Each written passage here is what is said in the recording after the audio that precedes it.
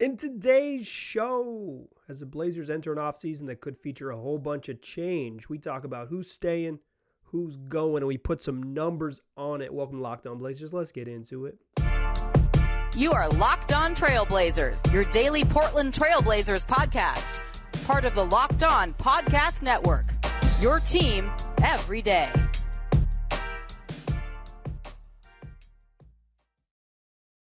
What up, world? It's your past first point guard and Trailblazers reporter, Mike Richmond. You are listening to another episode of Locked On Blazers, part of the Locked On Podcast Network, available wherever you get podcasts and also on YouTube. Thanks for making the show your first listen. It's coming at you every single weekday, Monday through Friday. So make it your first listen. Tell your friends to do the same. It's Locked On Blazers, your team every day. In today's show, we're putting some numbers on it. To my everyday listeners, you know that I used to be scared of making predictions. Now I'm gonna make predictions for literally every player on the roster. Portland enters a offseason that could feature a great deal of turnover on the roster. Damian Lillard has put his flag in the dirt and says that he wants this team to make aggressive moves to try to be competitive immediately. And if they make those aggressive moves to be competitive immediately, it might mean that a whole bunch of the players on the roster change over. So what we're going to do in today's show is we're going to run through every player in the roster, the guys who are have guaranteed contracts, the guys with options, and the free agents. And I'm going to put a percentage chance on the likelihood they return and are on the opening day roster. We'll kind of run through the logic as we do it. This is my feeling as I'm recording this on April 13th. This is my feeling as of right now. Right now, this is kind of my gut. Things could change. We'll see, but this is the April version of this, and we maybe we'll revisit it again once we get closer to the draft. Once we know if the Blazers are selecting Victor Wembanyama or specifically not, which means they're very likely to trade the pick. We'll get into we'll kind of revisit the likelihood of this, maybe not in a whole show, but kind of in general, the changing tides. So as of April 13th, you're listening to Friday, April 14th show. I appreciate you listening. Come back and do it again. We do 5 days a week, every single weekday. So come back and join us, daily Trailblazers podcast. Let's get into it. Let's start with the easy one, or at least the big one. I don't know. Actually, this is not the easy one, but the big one. Damian Lillard. I have him at 91% returning. 91%. In the past, it would have been 99 point something, right? Like it would have been, unless something goes incredibly awry or, all this. But I think for the first time ever in Damian Lillard's career, he is, not ever. The summer of 2021, he straight up, he had a press conference where he said, I haven't decided my decision yet, when he had like 3 years left in his contract. He met with LeBron James and Anthony Davis to discuss joining the Lakers at LeBron's house. Like he openly considered it in the summer of 2021. No doubt about it. Openly considered his future. But now, whereas in the past he described that as more of an emotional time, this is just like more pragmatic. If they can't get a team together that can compete and get us, convincingly be a playoff level team and yada, yada, yada, maybe they should choose a path. He wants them to pick one side. Right now, I am very confident, 91% confident. That seems very to me. I don't know why I balked at very. I'm very confident that they're going to follow Damian Lillard's lead. They're going to, if they don't get the number one overall pick, they're going to trade it with someone we can talk about in a moment, to try to upgrade the roster. 91%. I do think there is a real chance that it doesn't work out and that the era is over. And part of me thinks why Damian Lillard told Chris Mannix like a month ago that, hey, if they go young, there might just be time. And what he basically said the same thing at his exit interview, and then he really put a fine point on it in his interview with Stephen A. Smith on ESPN2 during the play-in round, is that if there is a breakup this summer, Dame is laying the groundwork where it's like, listen, this is just a decision we had to make. He doesn't want, like, this is in part politics, and he's being very public, very upfront about it. I want this. If they can't deliver this, they have to make decisions. 91% he returns. The next guy who falls sort of to be impacted the most by that is Anthony Simons. He's the Blazers' best trade chip. If Portland is going to land a star, Ant is going to be involved in that transaction, almost certainly. If they're going to land multiple stars, he's going to be involved in one of them. But if they're going to land a borderline all-star or straight up all-star or beyond, like an all-NBA type, Anthony Simons plus like the number 4 overall pick in the draft. Debate like whether you want them to do that, but if they choose that route, Ant has to be involved. He makes the right amount of money. He's 23 years old. He's talented. So who teams want. So I have Anthony Simons as a 48% chance of returning. Basically a coin flip and a little bit worse. I think they will try, and they are comfortable trading him, and I think the sort of writing's on the wall that he's the guy. Cronin has said some glowing things about Ant for sure, but like it's because he's talented, right? But they're at a point where they're going to have to make a decision, and the guy who they're going to have to decide on is Ant. So I'm at 48%. I think he gets traded.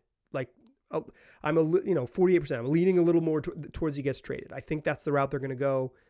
I don't really know who it's going to be. I've joked on like Pascal Siakam and Mikal Bridges.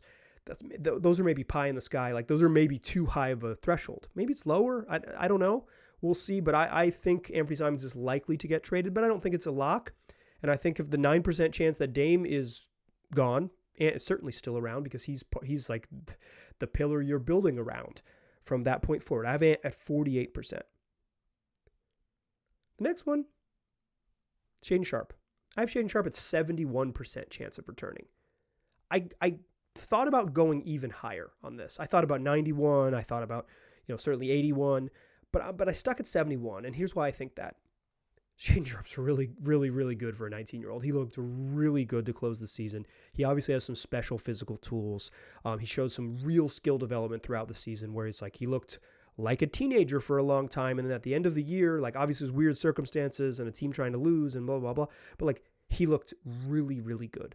Really, really good. And he didn't get crushed efficiency-wise. He dropped a little bit off at the very end of the year, but like he basically maintained the same level of efficiency with like way more on his plate and showed some skills as probably improved like significant throughout the year, improved significantly on defense, improved as a playmaker when he got like more on-ball reps. Like he showed some skill improvement. I'm at 71% because if there's like a big trade, if you're another team, you ask for Shaedon Sharpe. You ask for Shaedon Sharpe. If you are trying to acquire a true star and you are the team giving up this like all-NBA, multi-all-star, like star, right? Like whoever it is. You're going to ask for Shaedon Sharpe. And you might even hang up the phone until Shaedon Sharpe's name is included. I don't think the Blazers necessarily want to do that. It's like they did all that losing to get Shaedon Sharpe. But at some point you have to make tough decisions. And if they really commit to the Damian Lillard plan, it might mean jettisoning Sharpe. Again, debate the like, this is like, debate the whatever, the logic of it. But if they do follow Dame's wishes, if you were another team, Ant makes the money work and is very good. But Shaedon Sharpe at 19 is the most tantalizing prospect on the Blazers roster. Like a Sharpe plus the number 4 overall pick or the number 3 overall pick and Jusuf Nurkic to make the money work, that's a really attractive package all of a sudden. That's a huge pay. Like that's a huge, that's a lot, right? Like that might be able to net you somebody who's really stinking good. But that's what the Blazers are after. They're after that. So I have Sharpe at 71%. Let's talk about the other guys. Ant, Dame, Shaedon, all under contract. The next guy I want to talk about in the second segment is Jusuf Nurkic. He's under contract. Nazir Little's under contract. Keon Johnson's under contract. 6 guys with guaranteed contracts. We'll continue to talk about those in the second segment. But before we do that, I want to give out some hardware.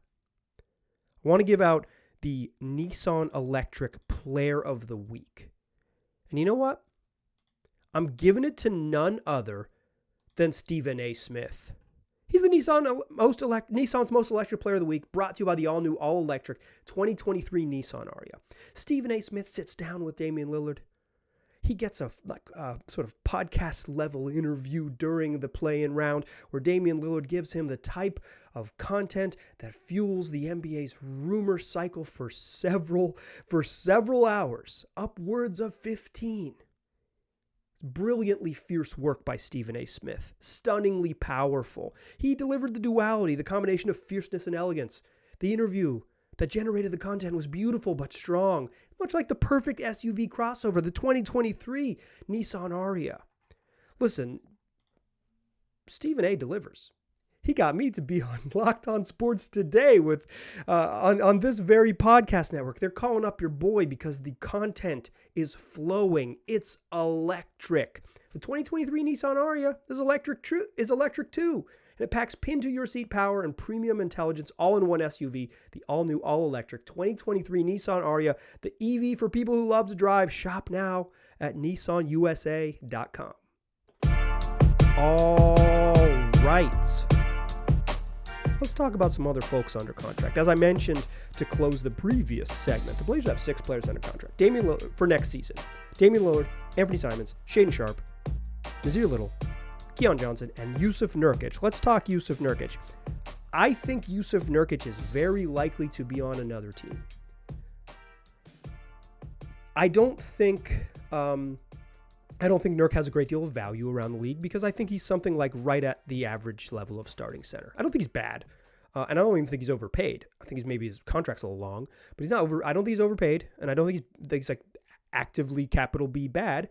I just think he is the average level starting center for a team that probably needs a different type of center, not a big bruising burly center who's like better kind of anchored in the paint and playing around the rim. They need someone who can chase on the perimeter and trap and run and cover for Dame with athleticism and length and above the rim type of protection and above the rim finishing on the other end as a roll man. Again, I don't think Nurk is bad, but I don't think Nurk has a huge trade market. And I don't think you're getting like an obvious massive upgrade by just sending out Nurk in the exchange.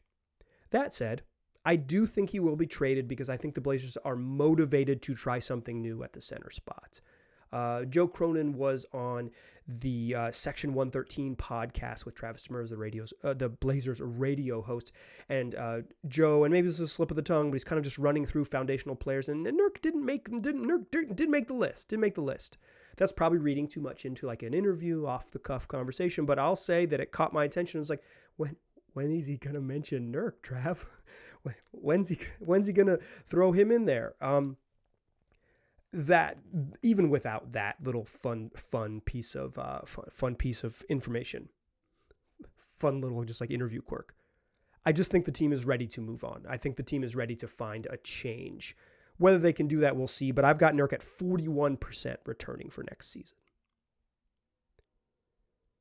Nassir Little, who the Blazers announced today, is undergoing core surgery, much like he received last May. He's getting it again, right side of his abdomen, getting surgery again, expected to make a full recovery. But getting core surgery every year seems like this is like a thing that it keeps popping up. Gary Payton, who missed a big chunk of time this year, had multiple core surgeries, is dealing with it. He missed more than half of the season, right? Like he missed 50 some games because of this, recurring thing he just couldn't get right. I think it's troublesome for just to like have similar surgeries in back-to-back off seasons. In general, the recovery time is such that Nas, if it's a typical timeline, should be ready to go when the season starts. And I have Nassir Little as a 63% chance likely to return. I kind of fumbled around with him being a little bit lower because in a lot of sort of trades that you cook up, his salary helps make the money work. It's like Nas plus Nurk plus a draft pick plus whatever makes the money work for like another mid-range player. Nas is like intriguing, but not quite starter quality. And I'm not sure on every team in the league, he's like a top 8 rotation guy. I think he's like in that 9-10 range, which means that like for a lot of teams, he would play regularly. And I think he can even develop into a starter, but this was sort of the year for Nas to develop, like prove he's going to be a starting caliber player. And he just didn't quite do it. Some with consistency on defense. I thought he really improved as a shooter, but he also just didn't get a bunch of burn in Chauncey's system. But I kind of think, he signed an extension, multi-year contract extension last season to remain with the team, and I have him at 63% as a chance to return. I think he's likely because he's talented, a talented rotational level wing on a multi-year deal. It's just like if they make a bunch of trades, Nas is very likely could be included in those trades just because the money works. Keon Johnson, I have a 68% chance to return. Keon is not an NBA rotation player right now. He might turn into one, but he had some opportunities this year and just couldn't seize them, just couldn't put it together. I thought there were moments when it was like, man, Keon is starting to figure it out, but just the consistency with him is just not quite there. The shooting is not quite there. The decision making is not there. The Chauncey Billups lamented that Keon had to play point guard too much, but like he's much more of a 1 than a 3, and having him off the ball as a non-shooter is weird. So it's like, if he's not a 1, what is his role in the NBA? He has to learn to shoot. That said, he makes more than the minimum. He's under contract for next season, and he will have, because it's a rookie deal, the Blazers or whatever team will have a decision heading into the season whether to exercise his contract for the final year of his rookie deal. It's a rookie contracts are 2 guaranteed years for first round picks, 2 guaranteed years +1 team option for team decision for both of the following years. Because Keon doesn't make minimum money, I don't know that he'll be thrown in as a sweetener in deals, but he could be because it works and because like he's young and super athletic, and maybe a team takes a flyer on him and maybe just the money works. But I have him at 68% because I don't think he's super coveted out there. And a lot of times teams will just like, give me a minimum contract because that fits into the little, like, that fits into the math better than someone making, a rookie scale deal a little bit better. Okay, so those are the guaranteed guys. Now the Blazers have options on the following 4 dudes. Kevin Knox, $3 million team option. I have him at 31% returning. Kevin Knox looked pretty good in his role at the end of the year, but I think it's telling that he didn't play until the season was over and they were super tanking. Like, he was not ever involved in the rotation with regularity when they were trying to win games. He looked good. He looked good when things turned in the final 10 games. Scored in transition really well, shot it pretty darn well most of the time. He still has, I don't think he's a very consistent defensive player. I think he's pretty bad on that end, but he's big and he's athletic. He scores in the open floor. He can get to the rack a little bit, kind of. Doesn't have a great handle, but a little bit of slasher skills, some shooting skills that he flashed. I think Kevin Knox is an NBA player. I'm not sure the Blazers, for what they want to do, build a champion is probably too strong of a word. Build a very competitive playoff team, a legitimately competitive playoff team around Damian Lillard. Whether Knox for $3 million makes sense, I think there's totally a real chance, but I have him at 31% returning. Trendon Watford, non-guaranteed deal, can become fully guaranteed as a trigger date in the summer for the Blazers to either make a decision to waive him or to keep him on the roster. I have him at 81% returning. He's a guy that Joe converted to a full contract. He's shown flashes that he's like helpful. He's a really weird player. Like, he's good with the ball in his hands, really good inside 14 feet, smart playmaker, not much of a defensive player, probably better as a 5 on offense. And it's not clear where he plays on defense, but he doesn't rebound or defend. So he's not a 5 on defense. Tricky player, but weird player. And I like his game, just a kind of an odd fit. I'm at 81% returning because I think he's a good back end of the rotation. If he's like 10 or 11 and you like, hey, we need help tonight, let's go with Trendon with a kind of funky look. Great 10th or 11th guy, like, just because of the fun kind of weirdness he brings. And I think he's improved both years he's been in the league. Jabari Walker, I have him at 91% to return. Second round pick, just finished his rookie year. No reason, unless another team really covets him in a trade, there's no reason to punt on him. You targeted him, you got him at 57. Instead of giving him a 2-way deal, you gave him a real NBA contract because he earned it. He does not have many NBA skills. He has one bankable NBA skill. He's an NBA level rebounder. Does not do anything else at an NBA level yet. But he's not yet 21. I think 91%. I think he's very, very likely to be back because of just like team investment. Obviously, there's a chance that he gets included in trades because everyone could, but I think it's pretty much a lock to be back. Nate Williams III, that's your boy Jonathan. Blazers signed him to a 2-year deal, but it was guaranteed for the end of the season and then non-guaranteed for next year, fully non-guaranteed. I have him at 7% returning. I liked Nate Williams. He plays with a sort of chaotic nature on defense. He has long arms. I think he's like. He just makes plays. He doesn't. I don't exactly know what he does on offense. Like I didn't see it to be like, oh, Nate can do that, right? Like, it didn't shoot it that well in his brief time there. I didn't see a bunch of ball handling and playmaking skills, but I like the way he rebounds and I like the way he plays defense. I like if you were building like a super young team, if the Blazers go the other direction, yeah, give me a year of Nate Williams to figure out if he can get it, like if he can like stick in the league, right? For what they want to do, 7% chance. I don't think he's part of the plan. You know who's probably part of the plan is Jeremy Grant. Let's talk about him and a handful of others who are free agents this summer who the Blazers will have a chance to bring back to close the show. No team option, two true free agents to close the show. But before we do that, let me tell you about Built Bar. 17 grams of protein, 130 calories, just 4 grams of sugar. If you are looking to snack healthier and not load up on a whole bunch of sugar, but you want something covered in dark chocolate that tastes great, like in a peanut butter brownie flavor, a churro flavor, a cookies and cream flavor, why not reach for a Built Bar? You can still go to Built.com, use the promo code LOCKEDON15 to get 15% off. But if you're not an online shopper, or you're maybe someone who is at Walmart or Sam's Club with regularity, they're available in brick and mortar stores. You can buy a 4-pack, find out what you like, say, oh, okay, I like these raspberry flavors. These are pretty good. I like the coconut flavor. Then go back and buy yourself a 13-pack, the big box. Once you find out what you like, keep them in your cabinet. Grab them when you need a snack that has a little bit of sugar to boost your blood sugar, but not so much that it's wildly unhealthy. Plus 17 grams of protein, fuel you can use. Go check them out at built.com or at Sam's Club or Walmart's near you. Still a pass first point guard. I'm still Mike Richmond. You are still listening to Locked On Blazers.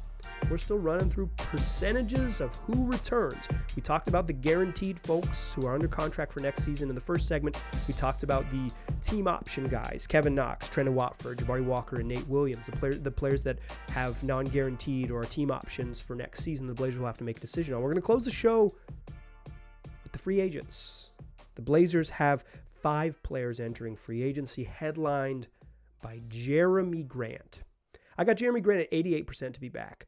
If I'm working on the 91% Damian Lillard returns, I think Jeremy Grant is a dang near lock to return. The NBA announced that the CBA is changing for this season, such that teams under the new CBA would be able to negotiate with their own free agents prior to the start of, prior to hitting free agency. So they could agree to a contract with in-house free agents, with guys who are on the team the prior year. You can start negotiations prior to the free agent bell signing to negotiate with players who aren't on the team. Teams already do this. They're already negotiating beforehand. This is just like making the tampering a little less messy. But I'm not 100% sure when the CBA goes into, the reporting is from Shams Charania. He is never particularly specific about this stuff, gets a lot of breaking news and gets them just sort of vague ideas of very important nuggets, but he rarely hammers down the details. So I haven't seen someone who's better on the details than my man Shams report how this works. But so I don't know if this goes into effect when in the new league year, such that it would affect next year, or if it would be in effect now. But the way Shams reported it would be in effect this year. Regardless, Jeremy Grant's if Dame's back, Jeremy Grant's going to come back. Jeremy expressed interest to come back at his exit interview. Damian Lillard said he expects Jeremy Grant to be back. The Blazers can give him more money and more years than anyone else. There's not a ton of teams with big cap room out there that are going to swoop in with a giant offer. Memphis potentially, and we'll see what they do in the summertime. The Lakers have changed their roster such that they're not going to have a big chunk of money to offer to Jeremy Grant, and they're going to sign Kyrie Irving anyways. So it seems like Jeremy is a lock. I've met 88% to return. I think if they go the direction with Dame, Jeremy is part of the package. He's at 88%. The only reason I didn't put him higher is because he's not under contract. If he had even a 1-year deal, I'd put him at 99, because they invested in some capital to get him, and if you held on to him after the trade deadline, there is no value in letting him walk, because letting him walk does not create meaningful cap space such that you could sign a player of his caliber. If you let him walk, you just end up with a worse player, because you're going to have 18 million or whatever it is in cap space, not 30 million to go sign a Jeremy Grant level forward. He's got his flaws, doesn't rebound, guards slower guys better than fast guys, but the coach made him guard fast guys all year long. but he can help. Like, he averaged 20 a game and shot a career high from three. It's not his. I think at the end of the year, his struggles were louder than his strengths. But to begin the season, he looks really good. I think he's going to get a bunch of money, 88% to be back. Matisse Thybulle entering restricted free agency. I have him at 87% to be back, just below Jeremy Grant. He's part of the plan. They traded for him. He's got the right agent. He's going to be part of the plan. If he's a bench guy or even like a low minute starter, like say he starts, but Shaedon Sharpe comes behind him off the bench and plays more minutes, and then you can pick what you need. If you need Thybulle's defense to close games, like, he can help. I'm a little worried about his limited offense. I think early on he shot well from three, but teams still don't guard him.